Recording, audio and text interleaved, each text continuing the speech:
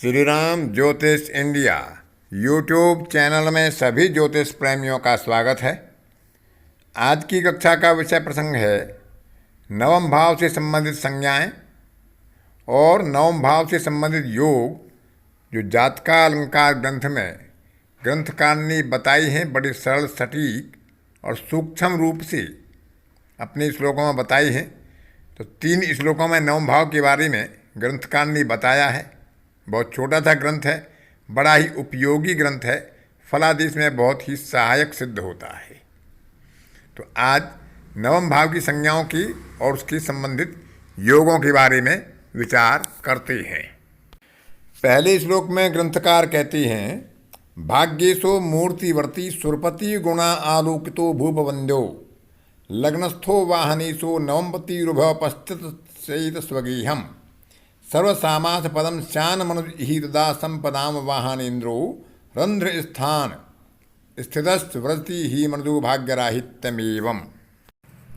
जन्म समय में बृहस्पति की दृष्टि में होकर नवमेश यदि लग्न में स्थित हो, अर्थात नवमेश लग्न में हो और वहाँ पर बृहस्पति की दृष्टि पड़ रही हो, तो ऐसा जातक राज्य से सम्मान प्राप्त करने वाला, राज्य पूजित होता है।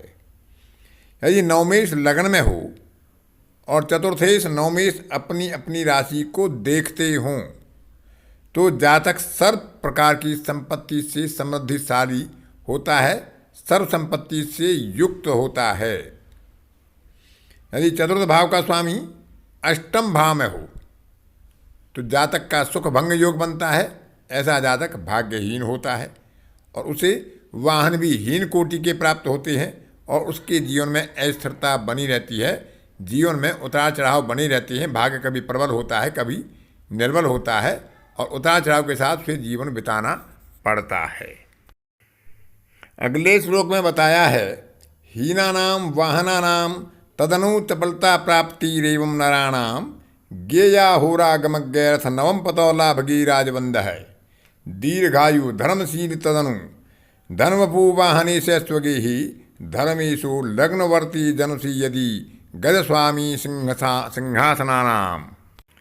यदि नवम भाव का स्वामी एकादश भाव में हो तो ऐसा जातक राज्य पूजित होता है, दीर्घायु होता है, धर्मशील होता है और स्वभाव से चपल होता है। अच्छे वाहन सुख का उसे लाभ होता है।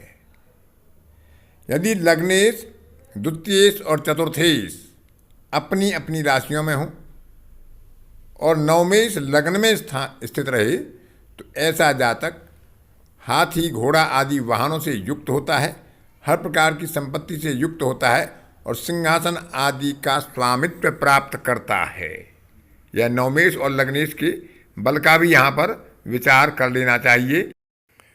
योगानाम स्यादमीशां प्रचुर बलयुतो यो अधिपतस दशायाम लब्धीश्चांतरसायामथ गुरु भृगुजो वाहनाधीश युक्तो केंद्रे यानी त्रिकोणे त्वथ गुरु कवि युग वाहन स्थान गोवा भाग्याधीश स्वरासो भवती नरपतिर्वाहन व्यूहनाथ। ग्रंथकार कहते हैं कि पूर्व में जो कथित योग बताए गए हैं उनके स्वामी जो अधिक बलशाली होंगे उनकी दशा या अंतरदशा में ही फलों की प्राप्ति होती है। निर्बल यदि स्वामी होंगे तो वह अपनी अंतरदशा दशा में भी बेहतर फल नहीं कर पाते हैं। चतुर्थेश के साथ यदि बृहस्पति हो और शुक्र हों और यदि वो केंद्र में बैठी हों या त्रिकोण में बैठी हों, अथवा दूसरा योग बनता है कि बृहस्पति और शुक्र के साथ बैठकर नवमेश चतुर्थ भाव में हों या अपनी ही राशि में हों, किसी अन्य भाव में हों, लेकिन 6, 8, 12 के भाव में ना हों, तो ऐसा जातक वाहन समूहों का स्वामी और राजा होता है। यानी वह किसी क्षेत्र का अधिपति होता है, जैसे भी उसके ग्रह का बलाबल होता है और अनेकों प्रकार के वाहन के सुख से वह युक्त होता है। भौतिक सुख समृद्धि उसे प्राप्त होती है और जातक का भाग्य निरंतर उसका साथ देता है और वृद्धि को लगातार प्राप्त होता है। भाग्य में लगातार वृद्धि होती है।